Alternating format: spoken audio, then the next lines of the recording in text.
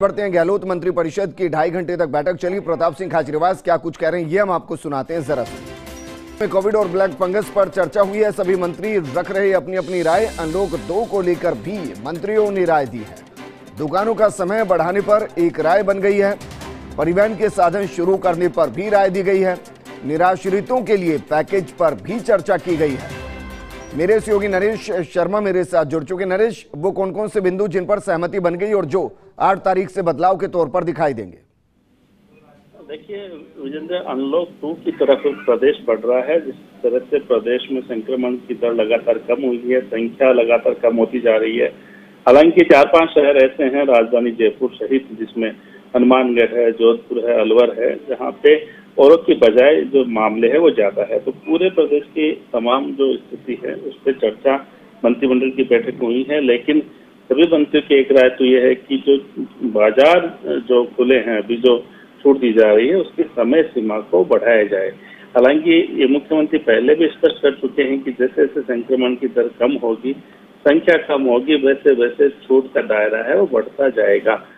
चली उसका मुख्य कारण ये था कि मुख्यमंत्री अशोक गहलोत जी इस बात को लेकर बहुत चिंतित है कि ब्लैक फंगस के मरीज का जो इलाज चल रहा है उसका ऑपरेशन हो जाता है, लेकिन जितनी बड़ी तादाद में हमको इंजेक्शन मिलने चाहिए ब्लैक फंगस के, वो उतनी तादाद में केंद्र से नहीं मिल पा रहे। हालांकि खैप आई है। और सबसे बड़ी बात, मुख्यमंत्री अशोक गहलोत जी ने, आपको पता है, स्पेशल प्लेन भेजा, स्टेट प्लेन भेजा अलग से ब्लैक फंगस के मरीजों की जान बचाने के लिए।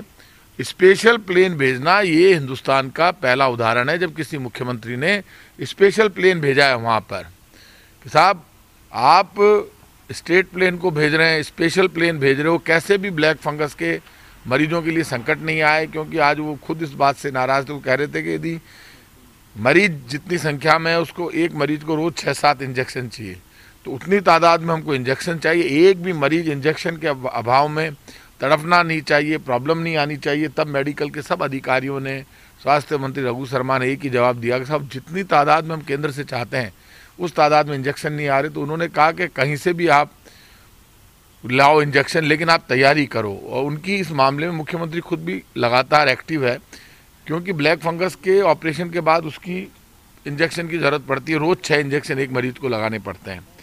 कोरोना को लेकर जो स्थिति आप जानते हैं, कोरोना दिन पर दिन कम हो रहा है। अब जरूरत इस बात की है कि सब लोग मास्क लगाएं, सावधान रहें। अनलॉक अब धीरे धीरे बढ़ेगा, क्योंकि ज़िंदगी को पटरी पर लाना है।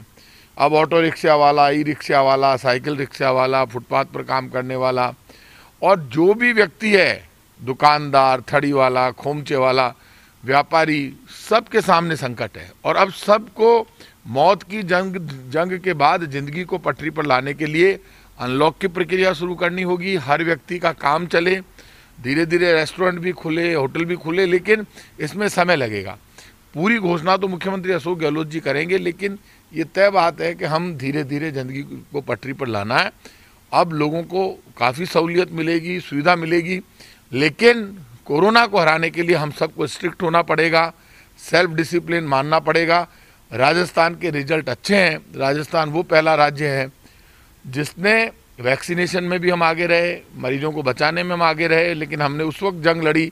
आपको पता है केंद्र सरकार ने इतना बड़ा पाप किया, बीजेपी के नेता बड़े बड़े डायलॉग मारते रहे कि पूरी ऑक्सीजन हमको नहीं दिला पाए। जो डेथ हुई उसके लिए बीजेपी वालों को देश और राजस्थान कभी माफ़ नहीं करेगा, क्योंकि इन्होंने खुद ने कहा 201 मीट्रिक टन गैस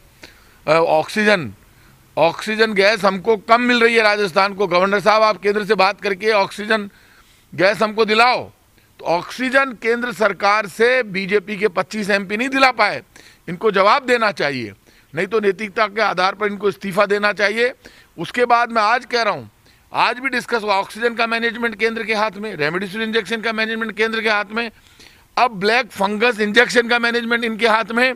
वैक्सीनेशन करना जरूरी हो गया। वैक्सीनेशन नहीं होता तो जिस तरह से दुनिया में चिंता व्यक्त की जा रही है और ज़्यादा संकट हो जाएगा। अब वैक्सीन 18 से 44 वाली मिल नहीं रही। फ्री वैक्सीन को लेकर हम चाहते हैं फ्री वैक्सीन मिले, लेकिन पैसे जमा है तो भी मिल नहीं रही।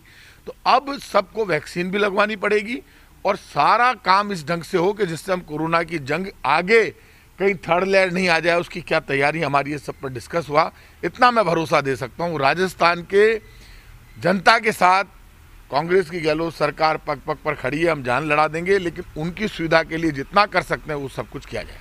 दुकानदार मांग कर रहे हैं कि समय अब बढ़ाया जाए दुकानों का, तो मैं व्यापारियों को भरोसा देता हूं, व्यापारियों की आवाज़ कैबिनेट में आज हमने रखी है।